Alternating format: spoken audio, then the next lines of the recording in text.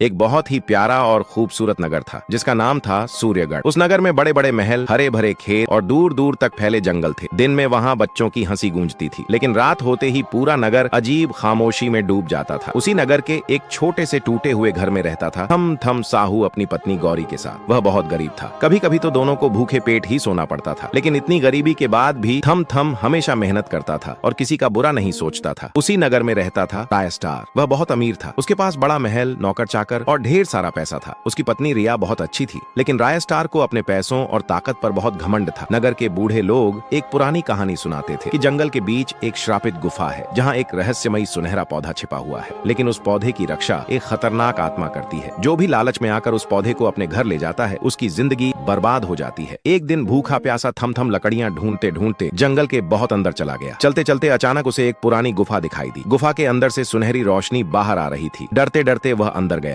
और उसने देखा कि गुफा के बीचों बीच एक चमकता हुआ सुनहरा पौधा रखा था। उस पौधे की पत्तियां सोने की तरह चमक रही थीं। जैसे ही उसने उस पौधे को हाथ लगाया, पूरी गुफा जोर जोर से कांपने लगी। दीवारों से डरावनी आवाजें आने लगीं और तभी एक काली परछाई उसके सामने प्रकट हुई। उस आत्मा की आंखें लाल थीं और उसकी आवाज बहुत डरावनी थी। ये पौधा श्रापित है, जो भी इसे लालच में लेकर जाएगा उसकी मौत तय है। थम थम डर गया, लेकिन उसे अपनी पत्नी की भूख याद आई। उसने हिम्मत की और वह पौधा लेकर घर लौट आया। अगली सुबह पूरा नगर हैरान रह गया। थम थम की टूटी झोपड़ी धीरे धीरे महल में बदलने लगी। घर में सोना, पैसा और कीमती सामान भर गया। लोग बातें करने लगे, एक भिखारी रातों रात इतना अमीर कैसे बन गया। जब यह बात राय स्टार को पता चली तो उसके मन में लालच पैदा हो गया। उसे लगा कि अगर वो पौधा उसके पास आ जाए तो वह पूरे सूर्यगढ़ का सबसे ताकतवर इंसान बन जाएगा। उस रात राय स्टार चुपके से थम थम के घर पहुंचा। उसने मीठी बातें करके वह पौधा मांगने की कोशिश की, लेकिन थुम थुम ने मना कर दिया। धीरे धीरे दोनों के बीच झगड़ा बढ़ गया और लालच में अंधा होकर राय स्टार ने तलवार निकाल ली। गौरी जोर जोर से चिल्लाने लगी, लेकिन अगले ही पल राय स्टार ने थम थम को मार दिया। पूरा घर अचानक अंधेरे में डूब गया। खिड़कियां अपने आप खुलने लगी, चारों तरफ ठंडी हवाएं चलने लगीं। तभी थम थम की आत्मा वहां प्रकट हुई। उसकी आंखें आग की तरह लाल थीं। लालच इंसान को राक्षस बना देता है राय स्टार। यह सुनकर राय स्टार डर के मारे कांपने लगा। अचानक वह सुनहरा पौधा तेज चमकने लगा और उसी पल राय स्टार जमीन पर गिर पड़ा। कुछ ही सेकंड में उसकी भी मौत हो गई। गौरी रोती रही। तभी थम थम की आत्मा उसके पास आई और बोली, तुम हमेशा सच्ची और ईमानदार रही, अब यह श्राप हमेशा के लिए खत्म हो चुका है। इतना कहकर उसकी आत्मा आसमान में गायब हो गई और देखते ही देखते वह सुनहरा पौधा सूखकर मिट्टी में बदल गया। अगली सुबह सूर्यगढ़ में फिर से शांति लौट आई, लेकिन आज भी लोग कहते हैं कि लालच इंसान की सबसे बड़ी दुश्मन होती है। अगर आपको ये हॉरर और इमोशनल कहानी पसंद आई हो तो वीडियो को लाइक जरूर करें, चैनल को सब्सक्राइब करें और कमेंट करके अपनी राय जरूर बताएं कि आपको ये कहानी कैसी लगी और अगली कहानी किस विषय पर चाहिए।